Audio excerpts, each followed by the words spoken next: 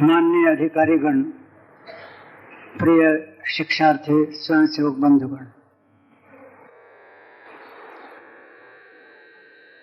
माननीय मरुपंत जी ने समर्थ रामदास स्वामी की एक उक्ति बताई थी। इसमें रामदास स्वामी कहते हैं कि जो एक बार बोला वही बार बार बोलना पड़ता है। कैसे च्याम्हा घडले बोलिलेच बोलणे पडले, काजे बिघडिलेच घडिले समाधान। तो जो एक बार बोला वही बार बार बोलना पड़ता है। कारण क्या दिया? तो काजे बिघडिलेच घडिले समाधान। पहले जब बोला था लोग समझ गए थे, उस समय उनका समाधान हुआ था। बीच में कुछ काल समय बीत गया, वो समाधान बिगड़ गया। वो जो बिगड़ गया समाधान, उसको फिर से ठीक लाने के लिए बार बार बोलना पड़ता है, ऐसा समर्थ रामदास ने कहा। लगभग ऐसा ही हमारे बौद्धिक वर्गों का है। कोई बात ऐसी नहीं कि जो अब तक बोली नहीं गई, सब बातें बोली गई है। और फिर भी कोई नई परिस्थिति आती है, नई घटना होती है, तो एकदम जब कुछ स्वयंसेवकों के मन में आता है कि अरे ये क्या हुआ, कोई कहता है ये आश्चर्य है, कोई कहता है मैं तो कंफ्यूज हो गया हूँ। तो इसके कारण यही है कि एक बार जो समाधान हुआ था या तो भूल गए, या बीच में की परिस्थिति के कारण मन में संभ्रम पैदा हुआ। इसलिए जो बोला गया वही बोलना पड़ता है। वही बात आज मेरी भी है। आप जो जानते हैं वही मैं बोलना चाहता हूँ, नई कोई बात मैं बोलना नहीं चाहता। कल एक विषय लिया था, जिस विषय का संबंध था हिंदुत्व का यशापयश, इसका मापदंड राजनैतिक हो सकता है क्या। अब उसमें कुछ प्रतिपादन कल किया। अब स्पष्ट है कि यह विषय संघ, राजनीति, राजसत्ता, संघ सृष्टि, संघ की योजना, इन सब बातों को लेकर यह प्रश्न है। तो इस विषय में हम पहले से भूमिका क्या रही, यह संक्षेप में पहले समझने का प्रयास करें। पहले तो संघ को ही समझना है, और राष्ट्रीय स्वयंसेवक संघ को पूर्ण रूपेण समझना तभी संभव है जब हम परम पूजनीय डॉक्टर जी को पूर्ण रूपेण समझ लेंगे। वो भी हमने समझ लिया। हम जानते हैं कि परम पूजनीय डॉक्टर जी जन्मजात देशभक्त थे। समकालीन सभी क्षेत्रों के कार्यों में उन्होंने स्वयं हिस्सा लेकर अनुभव प्राप्त किया था। देशी विदेशी विचारधाराओं से उनका अच्छा परिचय था, और यह सारा करते हुए उनके मन में अस्वस्थता, बेचैनी थी, और इन सब बातों में कुछ न कुछ कमी है, इसका वो अनुभव कर रहे थे। और उसके कारण कल जैसे त्रैलोक्यनाथ चक्रवर्ती महाराज का स्टेटमेंट बताया कि कम से कम 1916 से उनके मन में एक गहन चिंतन चल रहा था। हो सकता है उसके पहले से चल रहा हो, किंतु उन्होंने महाराज जी से बात की 1916 में। तो प्रत्यक्ष संघ की स्थापना के पूर्व सालों तक प्रत्यक्ष विविध कार्यों का अनुभव, विविध विचारधाराओं का परिचय, फिर भी गहन चिंतन, समथिंग इज मिसिंग, कुछ कमी है, क्या कमी है, इसका चिंतन। और यह चिंतन मूलगामी, मौलिक, बेसिक, दूरगामी, लॉन्ग रेंज विजन का, ऐसा यह चिंतन। और इतने चिंतन के परिणाम स्वरूप राष्ट्रीय स्वयंसेवक संघ की स्थापना हुई। लेकिन पूरा विचार था, दूरगामी था, मूलगामी था। इसके कारण आजकल संस्था या पार्टी स्थापन होने की जो प्रक्रिया शैली है वो नहीं ली। आजकल 10 लोग इकट्ठा आते हैं, ऑल इंडिया पार्टी स्थापन करते हैं, तुरंत ऑल इंडिया बॉडी निर्माण कर देते हैं, फिर घोषणा पत्र भी अपना दे देते हैं कि यह हमारी नई पार्टी दुनिया में, देश में, ब्रह्मांड में क्या क्या महान क्रांतिकारक परिवर्तन लाने जा रही है। घोषणा पत्र भी पब्लिश होता है। अपनी शैली अलग थी, रघुवंश के राजाओं की शैली थी। फलानु में या प्रारंभ, कोई बड़ा काम शुरू करते थे पब्लिसिटी नहीं करते थे, एडवर्टीजमेंट नहीं करते थे, लोगों को पता ही नहीं चलता था। पता कब चलता था? जो महान कार्य प्रारंभ किया है उसका जब फल आता था तो फल को देखकर लोग अनुमान कर सकते थे कि क्योंकि फल दिखता है तो कभी न कभी इसका बीजारोपण हुआ होगा, ऐसा अंदाजा लोग कर सकते थे। तो पहले एकदम हम देश में, दुनिया में, ब्रह्मांड में क्या क्रांतिकारी परिवर्तन लाने के लिए हमने पार्टी स्थापन की, ऐसा नहीं। कुछ पता ही नहीं, कोई प्रसिद्धि नहीं, कुछ नहीं। फल जब आएगा तो फल के आधार पर लोग अनुमान लगाए कि इसका बीजारोपण कभी न कभी हुआ होगा। ये शैली परम पूजनीय डॉक्टर जी की थी। इसलिए संघ स्थापना के पूर्व ही सब बातों पर विचार था, प्रकाशित नहीं किया। धीरे धीरे शाखा शुरू हुई। नागपुर के लोगों को भी पता नहीं था कि महान वट वृक्ष का बीजारोपण यहाँ हो रहा है, नागपुर के लोगों को भी पता नहीं। क्या क्या आगे का विचार है कुछ बताया नहीं, लेकिन आगे का पूरा विचार मन में था संघ स्थापना के पूर्व से। अभी जो हम कहते हैं ना, लोग सोचते हैं कि अरे ये स्थापन हुआ, फिर ये हुआ, फिर ये हुआ, फिर अखबार निकले, फिर विद्यार्थी परिषद निकले, फिर भारतीय जनसंघ निकला, फिर मजदूर संघ निकला। सोचते हैं कि कोई नई नई बातें ऐड हो रही है। ऐड नहीं है, सभी बातों का पहले से विचार था, एकदम प्रकट नहीं किया। जैसे जैसे शक्ति बढ़ती गई वैसे वैसे उत्तरोत्तर होते प्रस्फुटीकरण, प्रोग्रेसिव अनफोल्डमेंट जो हम आज देख रहे हैं वह सारा प्रोग्रेसिव अनफोल्डमेंट है, यानी नई बातें नहीं है। परम पूजनीय डॉक्टर जी का जो विजन था, धीरे धीरे उसका प्रस्फुटीकरण उत्तरोत्तर अधिकाधिक होते जा रहा है। किंतु यह सारा विजन 1925 के विजयादशमी के पूर्व का ही था। जो है वो उनका प्रोग्रेसिव अनफोल्डमेंट हम देख रहे हैं, ये थोड़ा ध्यान में रखें। अनुभव के आधार पर उनका बायफोकल विजन डेवलप हुआ था। नीचे के चश्मे से देखते थे तात्कालिक लक्ष्य, ऊपर के चश्मे से देखते थे अंतिम लक्ष्य। तात्कालिक लक्ष्य था हिंदू राष्ट्र का स्वातंत्र्य, स्वराज्य, और वह तुरंत प्राप्त होना चाहिए। याची देही याची डोळा, यह शब्द तात्कालिक लक्ष्य के बारे में कहे गए। यह स्वराज्य प्राप्ति तुरंत होनी चाहिए, यह तात्कालिक लक्ष्य। और अंतिम लक्ष्य हिंदू राष्ट्र का परम वैभव, इमीडिएट अल्टीमेट। स्वराज्य प्राप्ति के लिए साधन क्या है? पॉलिटिकल पार्टी, प्रमुखतः कांग्रेस। कांग्रेस मुस्लिम तोषण नीति लेते उस समय, उसके लिए करेक्टिव के नाते हिंदू महासभा, वो भी पॉलिटिकल पार्टी ही थी। तो इस तरह से स्वराज्य प्राप्ति के लिए साधन पॉलिटिकल पार्टी। किंतु जो अंतिम उद्देश्य है वह पॉलिटिकल पार्टी के द्वारा सिद्ध नहीं हो सकता। कैसे सिद्ध होगा? उसके लिए एक नया हथियार, नया साधन, नया माध्यम, नई कार्य पद्धति, नई शैली। ऐसा दृष्टि से राष्ट्रीय स्वयंसेवक संघ का निर्माण। अब स्वराज्य प्राप्ति की दृष्टि से प्रारंभ से राजनीति में डॉक्टर जी थे, क्योंकि उन दिनों में राजनीति यानी स्वातंत्र्य संग्राम, और कांग्रेस यानी कॉमन प्लेटफॉर्म। कांग्रेस पार्टी नहीं थी, इंडियन नेशनल कांग्रेस से सभी लोगों का कॉमन प्लेटफॉर्म था। उसमें कट्टर हिंदू भी थे, कट्टर मुसलमान भी थे, बिरला जैसे लोग भी थे, सोशलिस्ट भी थे, शस्त्राचारी नेताजी भी थे, अहिंसाचारी गांधी जी भी थे, सब तरह के लोग थे। एंटी ब्रिटिश कॉमन प्लेटफॉर्म सबका था। संघ के लोग भी उसी में थे। माने यहाँ तो मध्य प्रदेश में कई संघ के लोग कांग्रेस में थे, कई कांग्रेस के लोग संघ में प्रतिदिन आते थे। टच में नॉट, अस्पृश्यता ऐसी नहीं थी।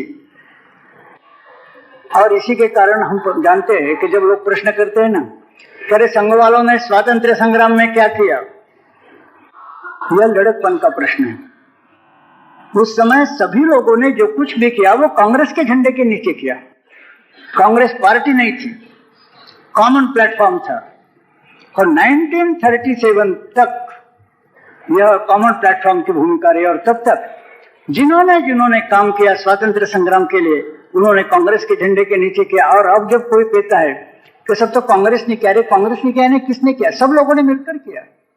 उसमें संघ के भी लोग थे, सोशलिस्ट भी थे, फॉरवर्ड ब्लॉक वाले थे, केएमपीपी वाले थे, सभी कांग्रेस के झंडे के नीचे थे। उस समय कैसे संबंध थे 1937 के पूर्व, जरा हम उदाहरण देखे जाते जाते।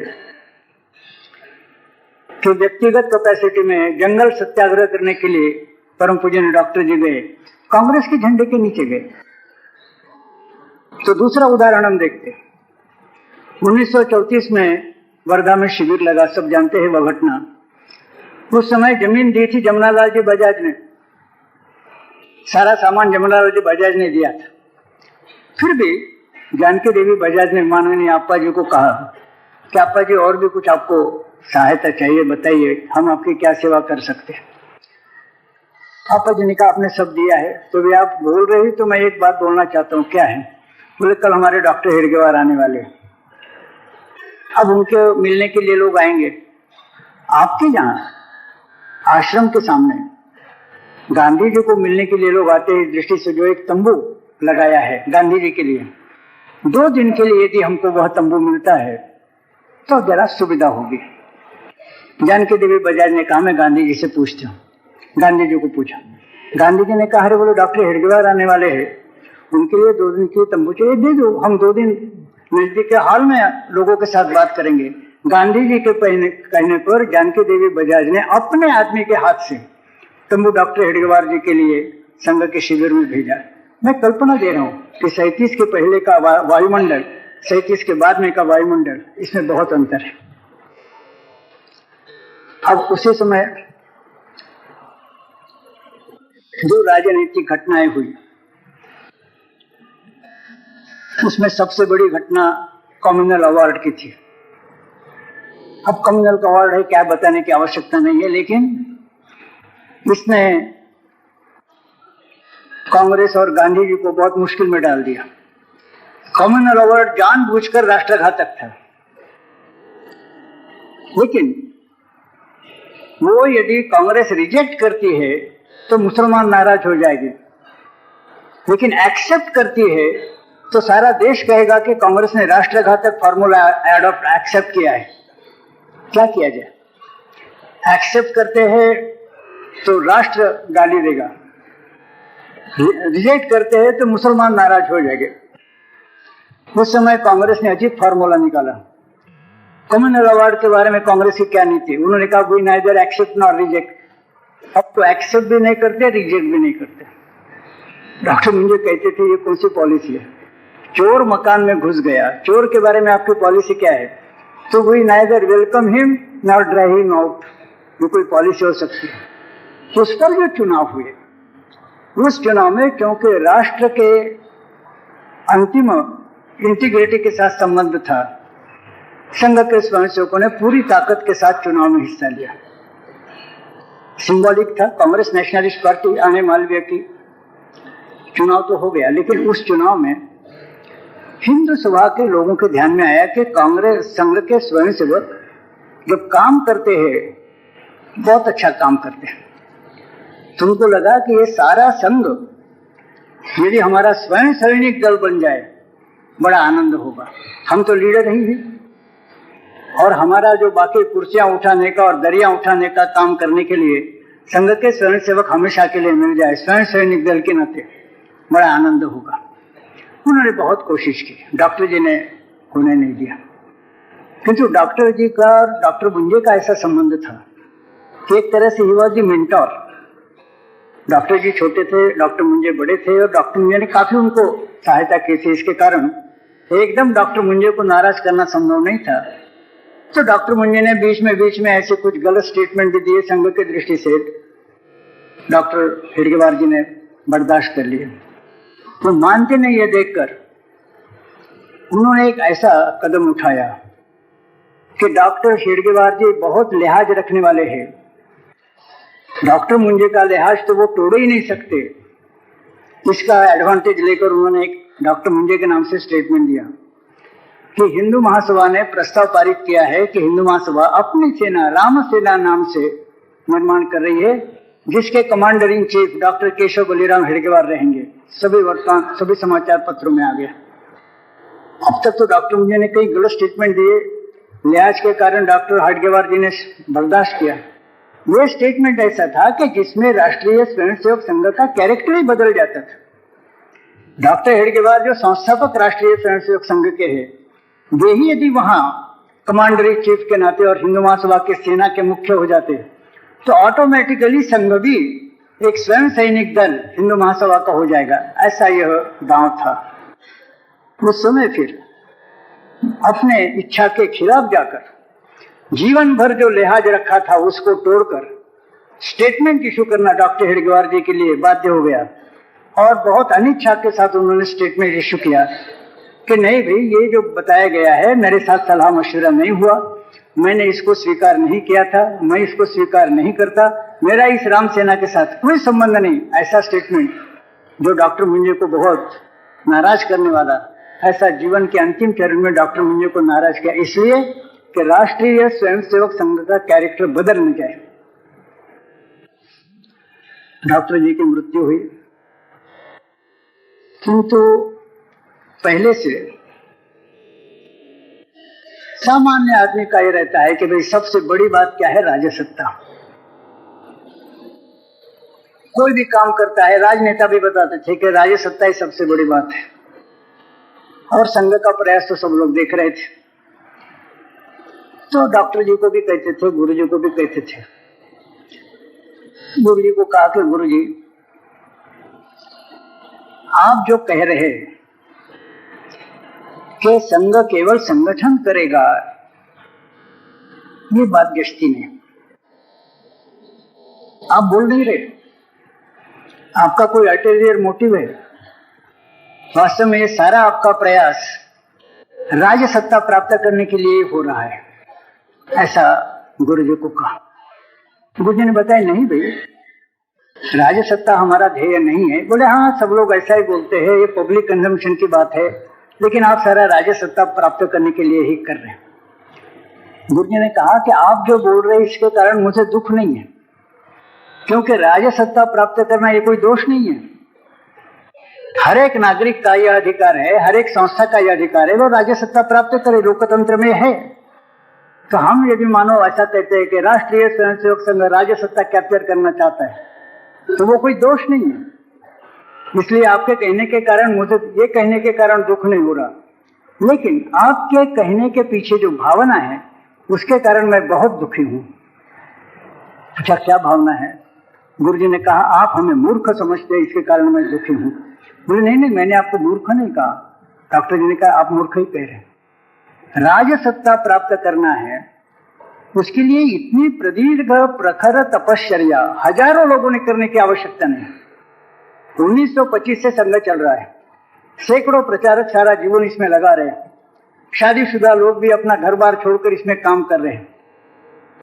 तो ये प्रदीर्घ प्रखर तपश्चर्या हजारों लोगों की, और केवल राज्य सत्ता प्राप्त करने के लिए हम कर रहे हैं ऐसा कहना, माने हम पागल है ऐसा कहना। उन्होंने कहा कि राज्य सत्ता प्राप्त करना इतना ही यदि हमारा ध्येय होता तो उसके शॉर्टकट से हम भी जानते, इसके लिए इतनी तपश्चर्या करने की आवश्यकता नहीं। इतनी प्रखर तपश्चर्या जो राज्य सत्ता आसानी से प्राप्त हो सकती है, उसके लिए हम इतनी प्रखर तपश्चर्या कर रहे हैं। इसका मतलब गुरुजी ने कहा कि मच्छर को मारने के लिए हम भीम की गदा ला रहे हैं, ऐसा आरोप आप हमारे ऊपर कर रहे हैं। तो आपने यदि कहा कि संघ सत्ता कैप्चर करना चाहता है, ये बात गलत है, तो भी मुझे दुख नहीं। लेकिन संघ इतने प्रदीर्घ प्रखर तपश्चर्या ऐसे छोटे काम के लिए, माने मच्छर को मारने के लिए भीम की गदा संघ ला रहा है, इतना जो पागलपन, इसका आरोप आप हमारे ऊपर कर रहे हैं, इसका दुख होता है। और उसके विषय में गुरुजी ने कई बार कहा, जो संघ की भूमिका रही कि अपना ध्येय जैसा अंतिम लक्ष्य बताया, परम वैभवम नेत मेत स्वराष्ट्रम, ये अपना ध्येय है। इसके लिए हमारी तपश्चर्या चल रही। अब बोले जो जो तपश्चर्या करता है, मोक्ष के लिए करता है, पर ब्रह्म प्राप्ति के लिए करता है, जैसे जैसे तपश्चर्या बढ़ती है वैसे वैसे जैसे जैसे साधना बढ़ती है वैसे वैसे उसको प्राप्त होती है। रिद्धि सिद्धि बोलते हैं, कुछ शक्तियां उसको प्राप्त होती है।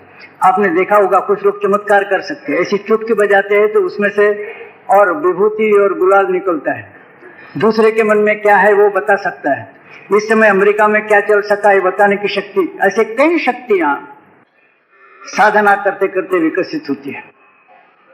ऐसी शक्तियां जब प्राप्त होती है उसका ध्येय तो मोक्ष प्राप्ति परब्रह्म प्राप्ति का है, किंतु ऐसी शक्तियां जब प्राप्त होती है जब वो स्वयं इस शक्तियों के चक्कर में आ जाता है, लोगों को चमत्कार दिखाने के कारण लोग उसके पीछे लगते हैं, उसको भी लोकेशना प्राप्त होती है और वो लोगों को चमत्कार दिखाने में सारा समय बिताता है, तो उसकी साधना बंद हो जाती है और फिर मोक्ष का उसका प्रवास बंद हो जाता है।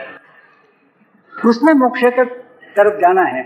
तो ये जो मोह है लोकेशना का, लोगों को चमत्कार बताकर अपना महात्म्य बढ़ाने का, इस मोह पर मात करते हुए उसको नियंत्रित करते हुए फिर अपनी साधना जारी रखेगा तो वो मोक्ष तक पहुंचता है। वैसे बोले हमारी ये साधना चल रही, अब कई रुद्धि सिद्धि कई शक्तियां इसमें प्राप्त होगी, जिसमें राजसत्ता भी एक बात है। उसके लिए अलग से कोशिश करने की आवश्यकता नहीं। जो हम तपश्चर्या कर रहे उसी में ये शक्ति प्राप्त हो जाएगी, हम उसी में उलझ जाएंगे तो फिर जो मोक्ष तक पहुंचना है, परम वैभव तक पहुंचना है, वो नहीं पहुंच सकेंगे। इसलिए जो शक्तियां प्राप्त होती है उनको हजम करते हुए लेकिन हमने फिर से अपनी साधना परम वैभव तक की जारी रखना चाहिए, इस तरह का स्पष्टीकरण वो देते थे। प्रारंभ से संघ के विचारों में स्पष्टता थी।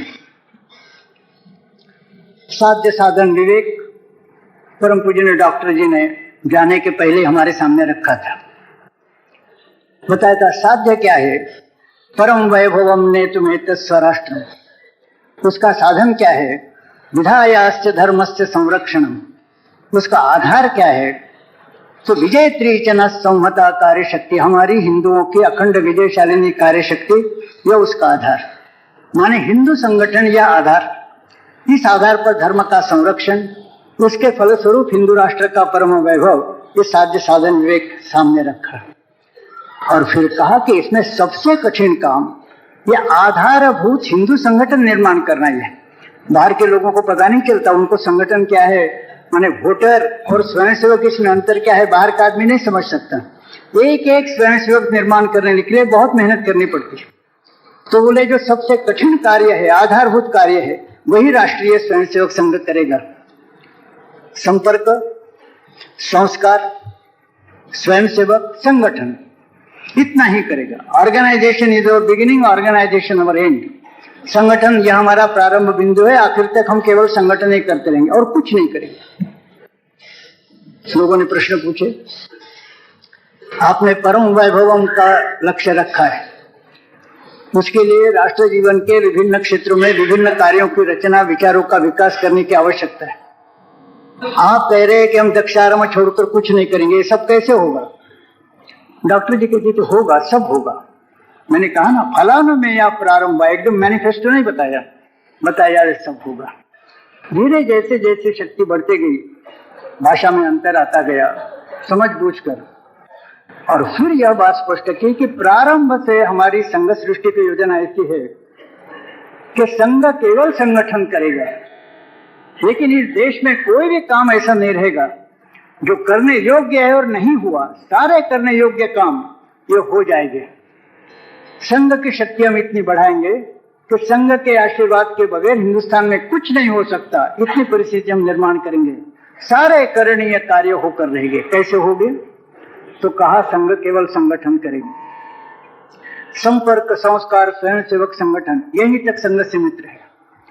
लेकिन संघ से प्रेरणा और संस्कार प्राप्त किए हुए लोग राष्ट्र जीवन के विभिन्न क्षेत्र में प्रवेश करेंगे और वहां उपयुक्त कार्यों की रचना, विचारों का विकास करेंगे। तो इस तरह से मानो श्रम विभाजन, डिवीजन ऑफ लेबर, संघ ने संगठन स्वयंसेवकों का निर्माण करना, स्वयंसेवकों ने विभिन्न क्षेत्रों में जाकर कार्यों की रचना, विचारों का विकास करना, प्रारंभ से यह था। परिस्थिति आने के बाद यह प्रकट किया गया। लेकिन साथ ही साथ यह भी कहा कि विविध क्षेत्रों में जाकर जो लोग काम करेंगे उन्होंने त्रिविध पथ्यों का पालन करना चाहिए।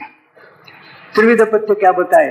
एक, अपने अपने क्षेत्र में जो कार्य की रचना करनी है, विचारों का विकास करना है, वह राष्ट्रीय स्वयंसेवक संघ के सिद्धांतों आदर्शों के प्रकाश में ही होना चाहिए। नंबर 2, संघ ने हमें व्यवहार की रीति, नीति, पद्धति, जीवन मूल्य, मानसिक वायुमंडल ये सिखाया है।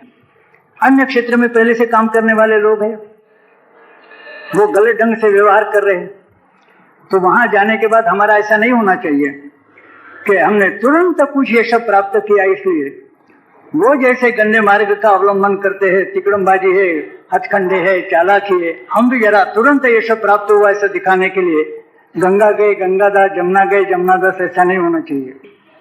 ये सब प्राप्त करने में देर हुई तो भी आपत्ति नहीं, लेकिन संघ ने जो हमें व्यवहार की रीति, नीति, पद्धति, मानसिक वायुमंडल, जीवन मूल्य दे, उसी की प्रस्थापना अपने नए क्षेत्र में करना है, यह दूसरी परहेज। और तीसरी परहेज यह बताई कि संघ यह प्रतिज्ञा पूर्वक कहता है कि संघ स्थान पर संस्कार होता है, समष्टि का संस्कार होता है, किंतु साथ ही साथ लोग 60-60 साल तक संघ में आते हैं, 10-10 साल प्रचारक रहते हैं, उनको भी गुड कैरेक्टर सर्टिफिकेट इश्यू नहीं होता कि तुम तृतीय वर्ष शिक्षित हो, 15 साल तक प्रचारक रहे, 40 साल से शाखा में आ रहे, अब तुम और डैमेज गुड हो नहीं, मैन्युफैक्चर्ड गुड हो गए, अब आपने शाखा में आने की आवश्यकता नहीं। ऐसा गुड कैरेक्टर सर्टिफिकेट किसी नहीं है। वो बुढ़ा हो जाता है, बाल सफेद होते हैं, कमर में झुक जाता है, तो भी जाड़े के दिन में हाथ में दंड लेकर निकर के साथ शाखा पर आने के लिए आग्रह किया जाता है। क्यों? तो कहा गया कि जहां हमारी यह प्रतिज्ञा है कि संघ स्थान पर समष्टि का संस्कार होता ही है, वहां दूसरी भी बात प्रारंभ से कही गई कि मनुष्य का मन यानी पीतल का बर्तन है। यह हम प्रतिज्ञा पूर्वक कहते हैं कि पीतल को बर्तन को मांजने से और इतना चकचक हो जाता है कि हम हमारा चेहरा उसमें देख सकते हैं। लेकिन यह भी बात सही है कि 2 दिन यदि पीतल के बर्तन को मांज नहीं लिया तो इतना गंदा हो जाएगा हम अपना चेहरा उसमें देख नहीं सकेंगे। तो मांजने से वो स्वच्छ होता है, यह भी सही है, लेकिन 2 दिन न मांजने से वो गंदा होता है, यह भी सही है। मनुष्य का मन पीतल के बर्तन के समान होने के कारण संघ स्थान पर संस्कार होता है, ये सही है, लेकिन हर दिन संघ स्थान पर आना चाहिए, आग्रह पहले से कहा गया। तो बताया गया कि सर्वसाधारण स्वयंसेवक के लिए आग्रह।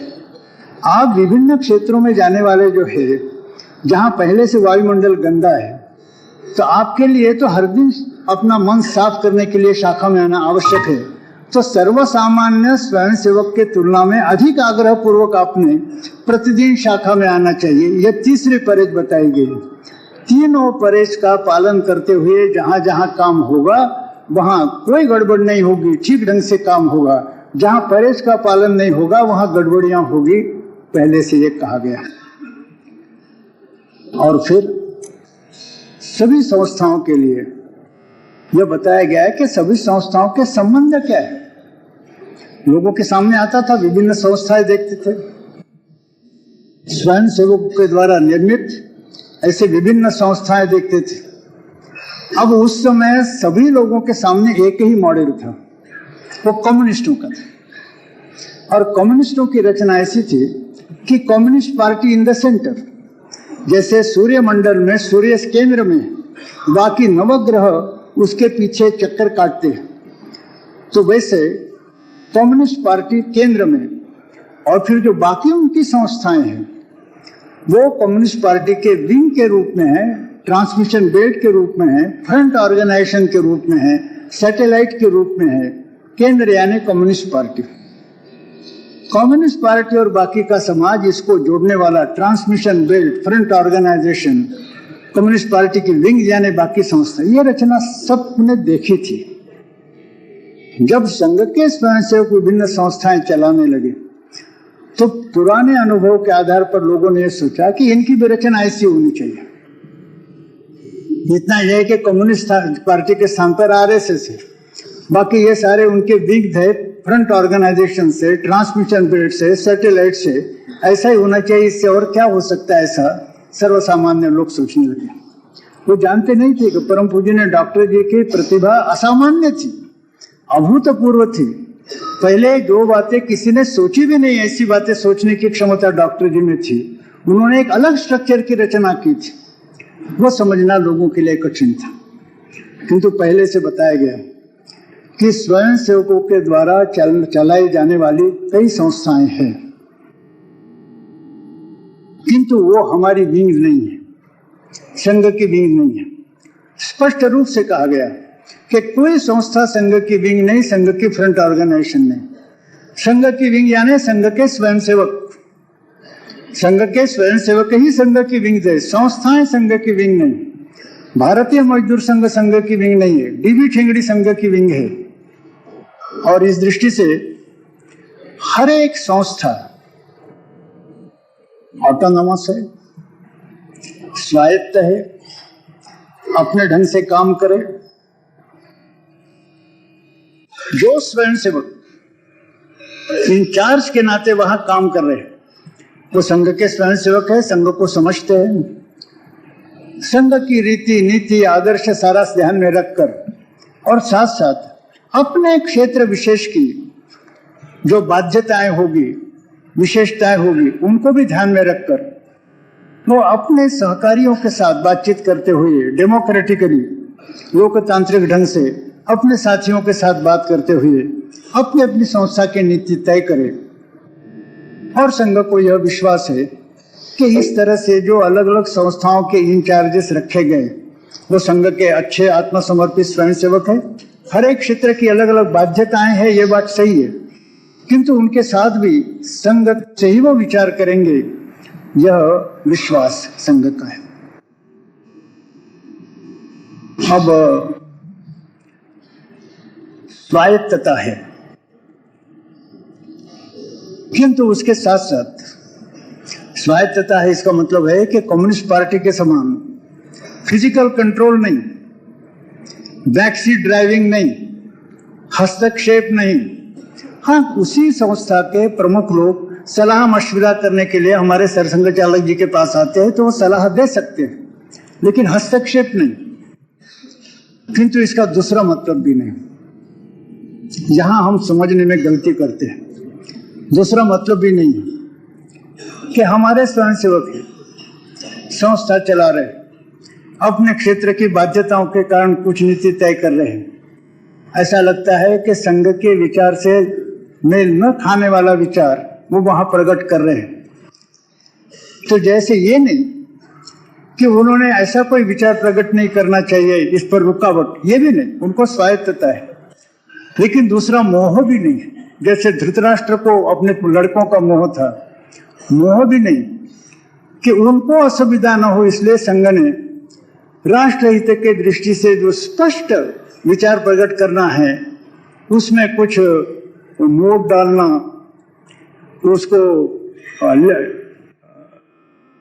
ये करना, डाइल्यूट करना, या विचारों में अपने अस्पष्टता इसलिए रखना, विचारों को डाइल्यूट इसलिए रखना कि भारतीय मजदूर संघ एक विषय लेकर बात कर रहा, संघ को वो ठीक नहीं लगता, तो भी अपना विचार भारतीय मजदूर संघ के लिए कष्टदायक न हो, इसलिए फिर संघ का जो विचार है वो भी प्रकट न करना या डाइल्यूट करना।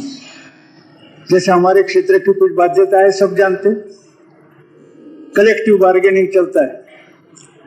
गुरुजी ने सबको कहा भाई कलेक्टिव बार्गेनिंग ये कल्पना बराबर है क्या? अब हमको भी लेना पड़ता है, कानून में है। उन्होंने कहा collective bargaining is high robbery है। वास्तव में संपूर्ण समाज, यह किसी भी एग्रीमेंट का एक थर्ड पार्टी होता है, मोर इंपॉर्टेंट पार्टी होता है। केवल मालिक और मजदूर यही इंडस्ट्रियल डिस्प्यूट के दो पार्टीज नहीं है, समाज यह तीसरी पार्टी है, सबसे महत्वपूर्ण है। और मालिक और मजदूर जब एग्रीमेंट करते हैं, उस एग्रीमेंट का मतलब होता है कि मालिक और मजदूर मिलकर राष्ट्र को आश्वासन दे रहे कि हम राष्ट्र हितों को ध्यान में रखकर एग्रीमेंट कर रहे हैं, और मालिक और मजदूरों की जॉइंट कमिटमेंट वहां है। तो आपका नेशनल कमिटमेंट यह शब्द होना चाहिए, ऐसा बोला। अब हमारी संस्था की ऐसी कुछ बात थी कि इमीडिएटली कहना कठिन था, हम बहुत छोटे थे।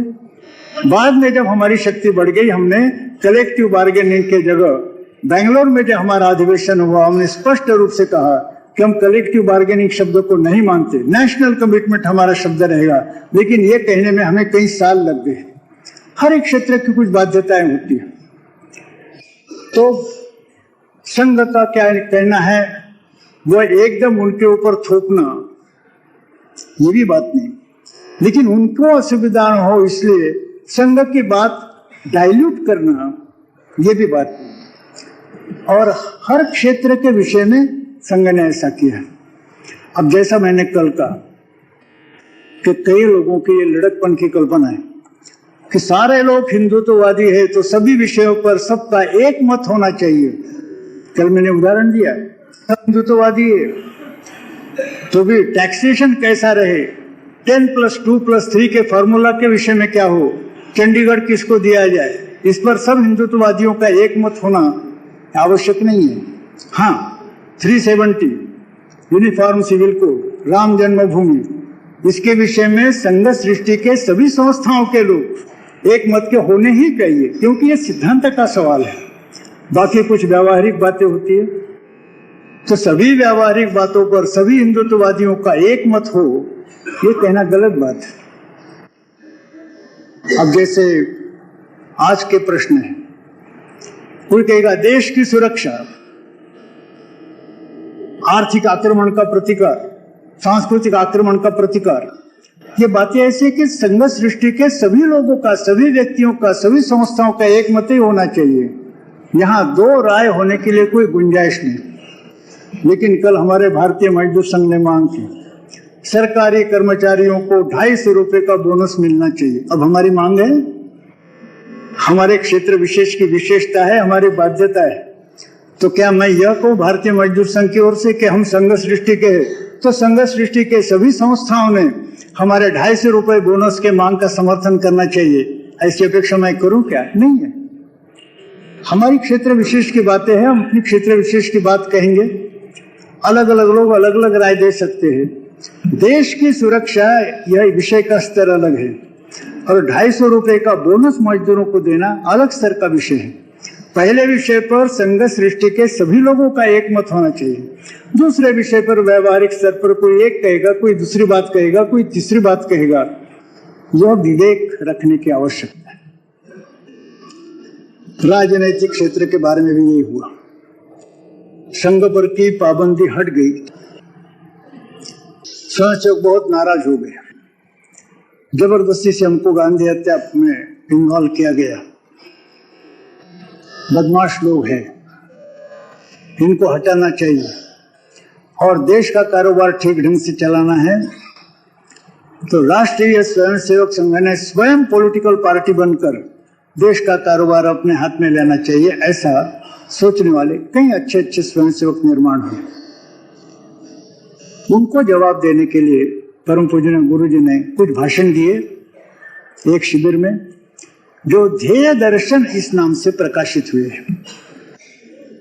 संघ ने पॉलिटिकल पार्टी होना इतनी बात नहीं, तो संघ क्या है, संघ का ध्येय क्या है, संघ का विचार क्या है, राजसत्ता क्या है, उसका महत्व क्या है, उसकी मर्यादाएं क्या है, पूरा विवरण भाषणों में आया। ध्येय दर्शन नाम से वह पुस्तिका प्रकाशित है, आज मिल सकती है कार्यालय में। आप वो पुस्तिका पढ़िए। उसमें जो कहा गया वो मैं संक्षेप में आपके सामने नहीं रखूंगा, क्योंकि मैं संक्षेप में प्रयास करता हूं तो वो तोड़ मरोड़ हो जाएगा। पुस्तिका उपलब्ध है, आप पढ़िए। बाद में जनसंघ का निर्माण हुआ। उस समय क्या क्या विचार थे। 21 अक्टूबर 1951 को दिल्ली में जनसंघ का निर्माण हुआ। उस समय संघ की भूमिका क्या थी, विचार क्या क्या थे, इसका पूरा विवरण ऑथेंटिक, अधिकृत श्री गुरु जी ने एक आर्टिकल में दिया, जो पहले ऑर्गेनाइजर में प्रकाशित हुआ, बाद में सभी पेपर्स में प्रकाशित हुआ। मैं ये कहूंगा कि मैं उसका भी, उस पर भाष्य नहीं करता, उसका मैं उल्लेख केवल कर रहा हूं, क्योंकि जो उपलब्ध है आप पढ़ सकते हैं। गुरु जी का आर्टिकल है कि किन परिस्थितियों में जनसंघ का निर्माण हुआ, उसमें संघ की भूमिका क्या रही। आप ओरिजिनल पढ़े, यही अच्छा है। उसमें तोड़ मरोड़ न हो जाए हमारे बताने से, इसलिए मैं इतनी प्रार्थना करूंगा, आप मूल में पढ़ लीजिए, उसका पूरा पता चलेगा। और फिर श्यामा प्रसाद जी के साथ बात हुई और अपने अच्छे अच्छे लोगों को जनसंघ में दिया गया। पंडित दीनदयाल जी उपाध्याय प्रथम श्रेणी के, उनको दिया गया। जगह जगह स्टेट ऑर्गेनाइजिंग सेक्रेटरी के नाते अच्छे अच्छे कार्यकर्ताओं को दिया गया। और जनसंघ के पहले चुनाव के समय जो स्टेटमेंट गुरुजी ने निकाला, वो भी मैं कहूंगा कि ऑर्गेनाइजर पांचजन्य सभी वृत्तपत्रों में आया, वो बिल्कुल किस तरह की भूमिका संघ की होनी चाहिए चुनाव के समय, इस पर प्रकाश डालने वाला है। आप ओरिजिन में पढ़ लीजिए, मैं उसको भी बोलना नहीं चाहता। अब जनसंघ जब स्थापन होता है, उसके सामने क्या लक्ष्य होना चाहिए। डॉक्टर श्यामा प्रसाद मुखर्जी अपने इलेक्शन मीटिंग के भाषणों में कहते थे, जो वृत्तपत्र में आता था, कि भाई हमने जनसंघ क्यों स्थापन किया, तो प्रभावी विपक्षी दल इस नाते काम करने के लिए। गुरुजी के साथ मुलाकात हुई, गुरुजी ने कहा कि ये आप क्या बोल रहे हैं, आपने नई पार्टी क्या विपक्षी दल बनने के लिए बनाएंगे? आप सीधा कहिए कि जब हम राजनीतिक दल निकाल रहे हैं तो सरकार बनाने के लिए निकाल रहे हैं, राज्य सत्ता कैप्चर करना ये हमारा ध्येय है, स्पष्ट कहिए। उसके बाद श्यामा प्रसाद मुखर्जी की भाषा में परिवर्तन आया। गुरुजी के साथ मुलाकात होने के पहले वो कहते थे एक प्रभावी विपक्षी दल, फिर उन्होंने कहा कि सरकार बनाने के लिए हमने जनसंघ किया। तो जनसंघ का लक्ष्य सत्ता प्राप्त करना होना चाहिए, सरकार बनाना होना चाहिए। ये बात की ये जनसंघ का है। संघ का ध्येय सत्ता नहीं है। संघ ने यह स्पष्ट कहा कि हमारा ध्येय परम वैभवम है। पहुंचते पहुंचते ये सारी बातें हमें अनायास रिद्धि सिद्धि राज्य सत्ता वगैरह प्राप्त होगी, किंतु यहाँ हम उलझने वाले नहीं हैं। इसके भी उस पार जाकर हमारी प्रखर प्रदीर्घ तपश्चर्या परम वैभवम के लिए चलने वाली है। तो हमारा ध्येय परम वैभवम है।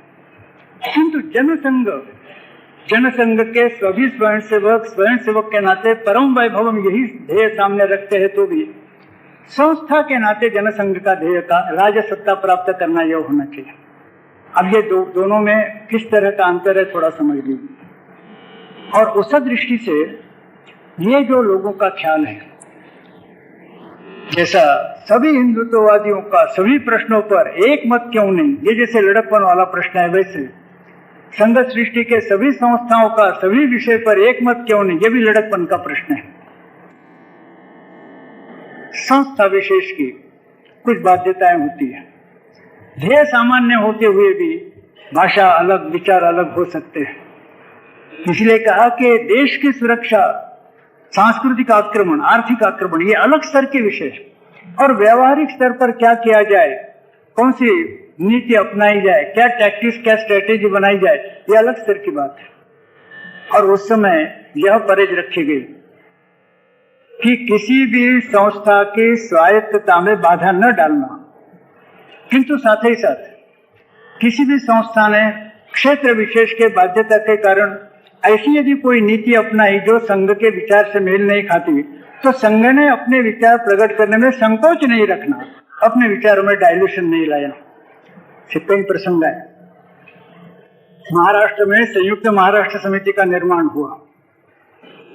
महाराष्ट्र जनसंघ ने स्ट्रेटेजी के नाते तय किया कि संयुक्त महाराष्ट्र समिति में रहना, भाषावार प्रांत रचना के आधार पर संयुक्त महाराष्ट्र।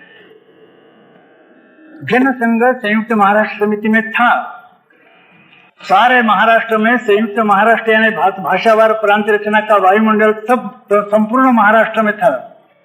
इस वायुमंडल का केंद्र बंबई में था। उन दिनों में गुरुजी का वहां के स्टेडियम में भाषण हुआ, विशाल जनसमूह। सारे लोग संयुक्त महाराष्ट्र और भाषा और प्रांत रचना की बात कर रहे थे। उस समय हिम्मत के साथ गुरुजी ने कहा कि भाषावार प्रांत रचना यह एक घातक तत्व है, आगे चलकर इसके कारण देश का नुकसान होने वाला है। ये कहना बड़ी हिम्मत की बात थी। तो जो बात कहनी थी संघ की ओर से यह अवश्य कही, उसको डाइल्यूट नहीं किया, किंतु साथ ही साथ महाराष्ट्र जनसंघ को स्ट्रेटेजी के नाते जो करना था संयुक्त महाराष्ट्र समिति में, उनको ये भी नहीं कहा कि तुम संयुक्त महाराष्ट्र समिति के बाहर आ जाओ, तुमको स्ट्रेटेजी के नाते जो करना है तुम करो। ये व्यवहार की बातें है, ऐसे मतभेद हो सकते हैं, लेकिन संघ ने अपनी भूमिका प्रकट करने में संकोच नहीं किया। पंजाब की ये भूमिका है।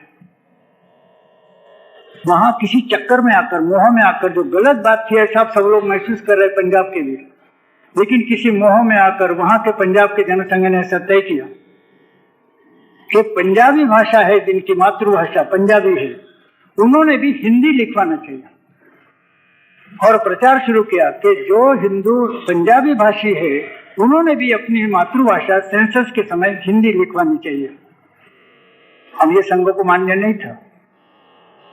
गुरुजी जब पंजाब में गए, करेस्पॉन्डेंट्स ने पूछा संघ की भूमिका क्या है।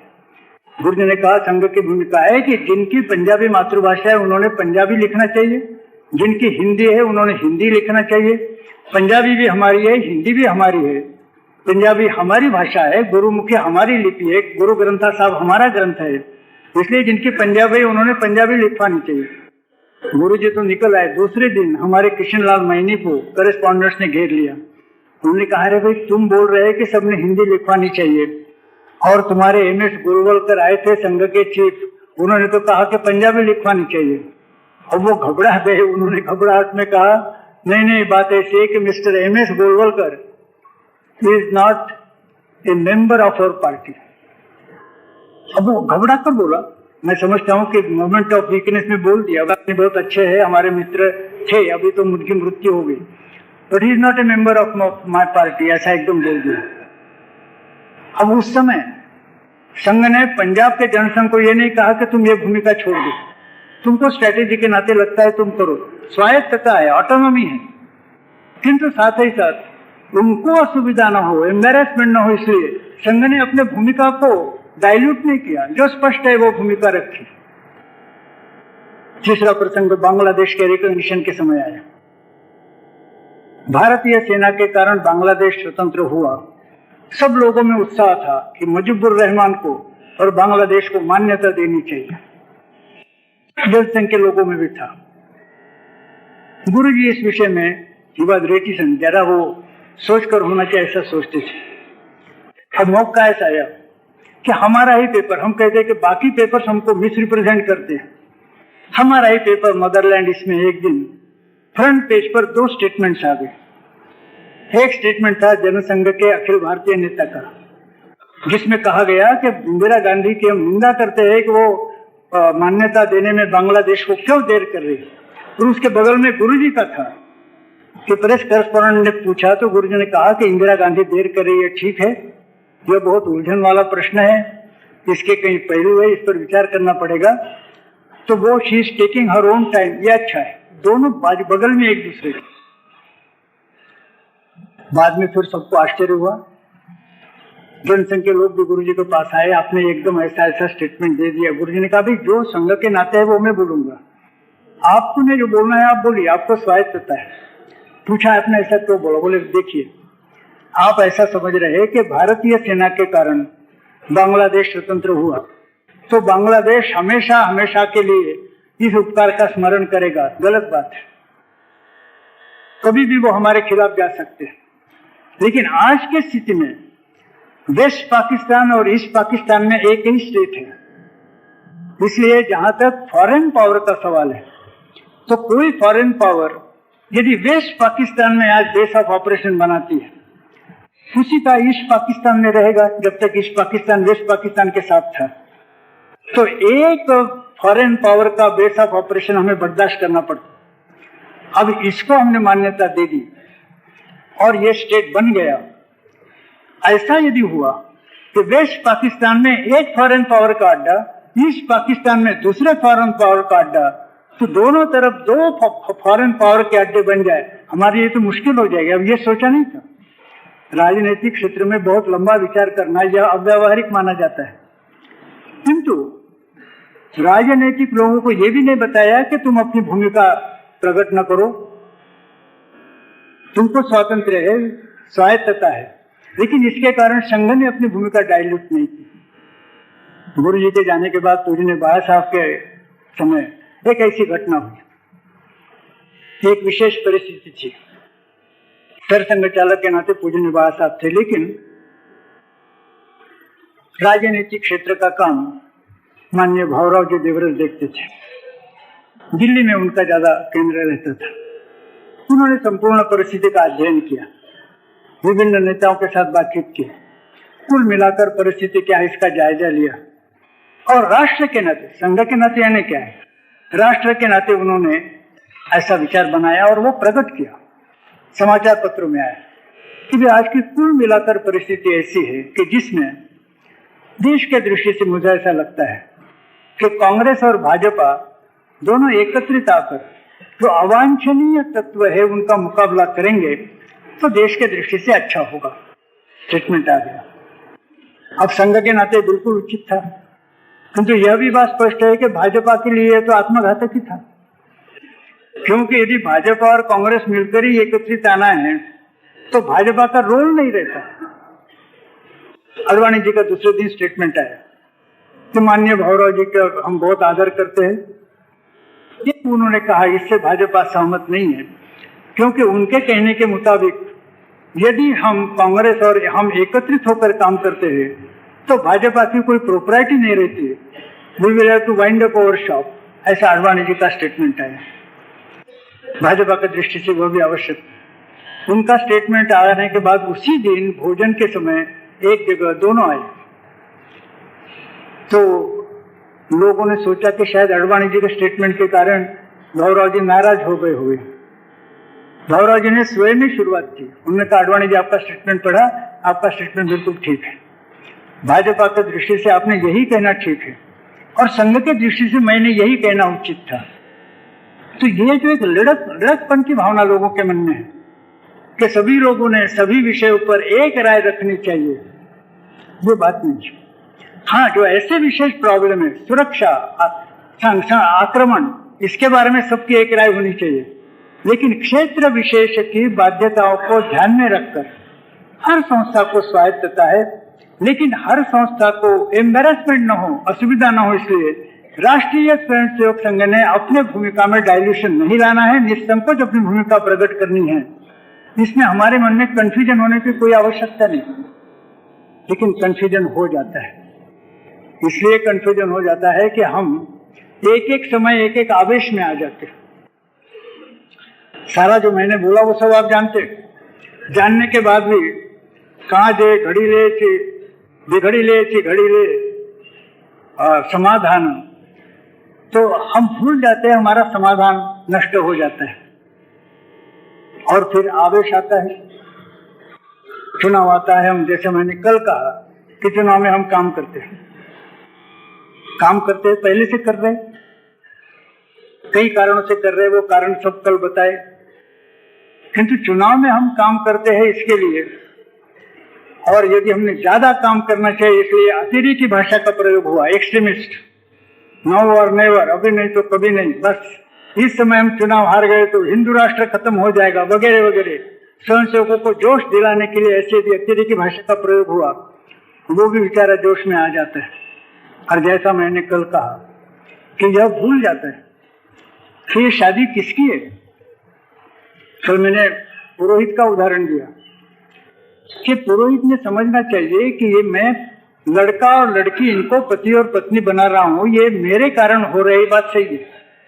मैं मंत्र नहीं कहूंगा तो लड़का और लड़के पति पत्नी में परिवर्तित नहीं हो सकते, तो उनको पति पत्नी में परिवर्तित करने के लिए मेरे मंत्र, मेरी भूमिका अपरिहार्य है, इंडिस्पेंसिबल है। किंतु इसके कारण दूसरे स्टेप पर जाकर यदि वो कहेगा कि बेटा मेरे कारण तुम्हारी शादी हो सकी, मैं न होता तो तुम पति पत्नी नहीं हो सकते, तो तुम्हारे विवाह में मैं इंडिस्पेंसिबल था, तो इसलिए तुम्हारे वैवाहिक जीवन में भी मैं इंडिस्पेंसिबल होकर रहूंगा, ऐसा यदि कहेगा तो उस पुरोहित को बुद्धिमान या सज्जन नहीं कहा जा सकता। चुनाव के समय काम करते पुरोहित की भूमिका है, हमारी शादी नहीं है, शादी और किसी की है, पुरोहित की भूमिका हम करते हैं। शादी हो गई, मंत्र विधि समाप्त हो गए, हम अपने घर में दक्षिणा लेकर चले आते हैं। यहाँ तो दक्षिणा भी कोई नहीं देता, अपने को देना पड़ता है, लेकिन अब हम अपने घर चले आते हैं, मामला खत्म। लेकिन यह जो चुनाव के समय लोगों को पानी चढ़ाने के लिए अतेरी की भाषा बोली जाती है, इसके कारण कंफ्यूजन पैदा होता है और फिर वो इतनी सीमा तक जाता है।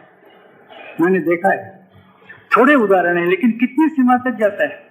अभी तक जो मैंने के विचार है, संतुलन है, पहले से सारा सोचा गया है, लक्ष्मण रेखाएं हैं, सब लोग भूल जाते हैं और कितने सीमा तक भूलते हैं। तो मुझे स्मरण होता है कि मेरे एक मित्र का विवाह होना था। वो 24-25 साल का था। अब वधू परीक्षा के लिए उसके छोटे चाचा को भेजा गया। उसकी उम्र 35 साल की थी। जिसके लिए वधू परीक्षण था उसकी उम्र 25 साल की। जिसको भेजा गया वधू देखने के लिए वो छोटा चाचा था, उसकी उम्र 35 साल की, और उसके साथ कोई न कोई जाना चाहिए। मैं वहां बैठा था इसलिए मुझे भेजा गया। इसलिए नहीं कि वधू परीक्षण के मामले में मैं एक्सपर्ट हूं, ऐसी बात नहीं है, लेकिन अकेले वो छोटे चाचा जाते, कोई न कोई साथ में जाए, इसलिए मुझे भेजा गया। मैं गया। अब हमारे यहाँ जैसी पद्धति है, वो लड़की आती है, आलू पोहा लेकर आती है, चाय लेकर आती है, हलवा लेकर आती है, उसको बिठाते हैं, पूछते हैं, प्रश्न पूछते हैं, वो चलती है तो कहीं लंगड़ती तो नहीं, ये देख सारा देखा। लेकिन पद्धति ऐसी है कि वधू परीक्षण के समय ही ये नहीं बताते कि लड़की पसंद है या नहीं है, कहते भी बाद में बताएंगे। किंतु उस दिन क्या हुआ पता नहीं। वे जो छोटे चाचा देखने के लिए गए, उन्होंने उसी समय बोल दिया कि लड़की पसंद है। और सबको आश्चर्य हुआ। अब लड़की पसंद है कहने के बाद हलवे का दूसरा दौर भी आ गया। लोग बहुत प्रसन्न थे, जाने के लिए उठे। तो लड़की के पिता ने हमारे छोटे काका को पूछा कि भाई अब अगली जो बातें हैं, पैसे के लेन देन, बाद में मैं कल आपके घर आता हूँ, लेकिन अब ये तो निश्चित है ना कि लड़की पसंद है। तो जाते जाते छोटे काका ने कहा, बिल्कुल लड़की पसंद है, मेरे लिए यानी उनके लिए। अरे बात में कितना अंतर हो गया। वो जो लड़की का वधू परीक्षण था वो उनके भतीजे के लिए था, और उन्होंने कहा लड़की पसंद है, तो वो समझे कि भतीजे के लिए वो लड़की पसंद कर रहे। उन्होंने कहा लड़की बिल्कुल पसंद है, मेरे लिए, माने खुद के लिए कहा। कभी कभी अतिरेकी प्रोत्साहन देने के कारण हमारे भी स्वयंसेवकों में, कार्यकर्ताओं में ऐसा कुछ आ जाता है। कभी किसके लिए वधू परीक्षण करे भूल जाते और फिर कहते कि मेरे लिए। तो ये जो संतुलन छूटता है, इसके कारण फिर लोग कहते भाई आश्चर्य होता है, बड़ा मन में संभ्रम पैदा होता है। संभ्रम की कोई आवश्यकता नहीं। प्रारंभ से हर एक बात स्पष्टता पूर्वक रखी गई है, उसका हम स्मरण करें तो कोई संभ्रम की गुंजाइश नहीं है। और परम पूजनीय डॉक्टर जी की विशेषता रही है कि बिल्कुल शुरू से आखिर तक का विचार किया है, आखिर तक का। मैं अब उदाहरण देकर लंबा नहीं करना चाहता। लॉन्ग रेंज विजन था, विचार उनके मूलगामी थे, दूरगामी थे। आगे भी क्या क्या संकट आने वाले, यहाँ तक मैं ज्यादा स्पष्टीकरण नहीं दे सकता कि आज जो हमारे सामने विदेशी आर्थिक साम्राज्य का संकट आ रहा, इसकी भी कल्पना उन्होंने 1920 में की थी। बहुत दूरगामी विचार था, इतने अद्भुत प्रतिभाशाली थे कि उनके बारे में सोचना सामान्य लोगों के लिए कठिन है। तो उनका जो सोचा हुआ है, संघ सृष्टि का व्यवहार, संघ की कार्य पद्धति, संघ सृष्टि की उनकी योजना, इन सब बातों पर पूर्ण श्रद्धा रखते हुए, और ये बातें क्या उन्होंने सोची थी, स्पष्ट रूप से समझ लेकर यदि हम चलते हैं, कोई संभ्रम की आवश्यकता नहीं, अस्पष्टता की आवश्यकता नहीं, पूर्ण श्रद्धा के साथ, पूर्ण विश्वास के साथ जो पहले से रास्ता बताया गया है, जहाँ लक्ष्मण रेखा है वहाँ लक्ष्मण रेखा है, सारा जो रास्ता बताया गया है उस पर हम चलेंगे तो विजय तक पहुँचना यह बिल्कुल निश्चित बात है। We must have implicit faith in the ultimate triumph of our truth. हमारा ही सत्य है और उसका विजय होकर ही रहेगा। इस पूर्ण श्रद्धा के साथ हम आगे बढ़े, इतना ही कहना इस समय पर्याप्त है।